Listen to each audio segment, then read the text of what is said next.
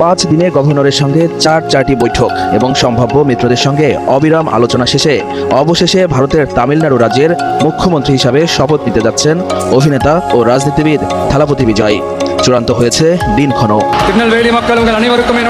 একসময় যিনি সিনেমার পর্দায় ন্যায় বিচারের জন্য লড়তেন, এবার তিনি বাস্তবের ক্ষমতার মঞ্চে। দক্ষিণ ভারতের সুপারস্টার থালাপতি বিজয় এবার শপথ নিতে যাচ্ছেন ভারতের তামিলনাড়ু রাজ্যের নতুন মুখ্যমন্ত্রী হিসাবে।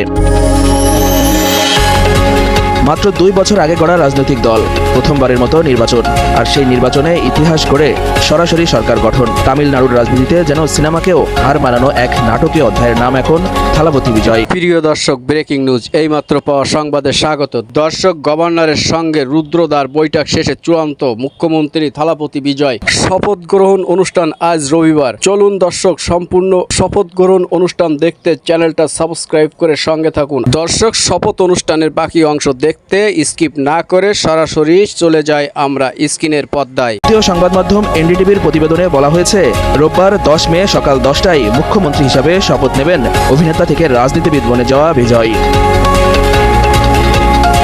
গত সোমবার বিধানসভা নির্বাচনের ফল প্রকাশের পর থেকেই তামিলনাড়ুর রাজনৈতিক অর্জনে শুরু হয় ব্যাপক আলোচনা। কারণ ডিএমকে এবং এআইএডিএমকের প্রায় 6 দশকের রাজনৈতিক আধিপত্য ভেঙে দিয়েছে বিজয়ের দল তামিলাগা ভেট্রি কাজাগাম বা টিভিকে।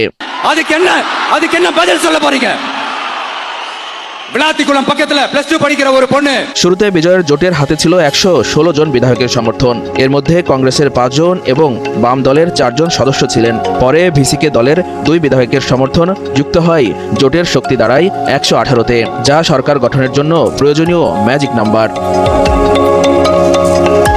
সরকার গঠনের পথ সহজ করতে গত 5 দিনে গভর্নরের সঙ্গে 4 বার বৈঠক করেন বিজয়। পাশাপাশি সম্ভাব্য মিত্রদের সঙ্গেও চালান টানা আলোচনা। অবশেষে সব অনিশ্চয়তা কাটিয়ে মুখ্যমন্ত্রী হিসাবে শপথ নিতে যাচ্ছেন এই জনপ্রিয় অভিনেতা। এনডিটিভি বলছে, 10 মে রোববার সকাল 10টায় মুখ্যমন্ত্রী হিসাবে শপথ নেবেন থালাপতি বিজয়।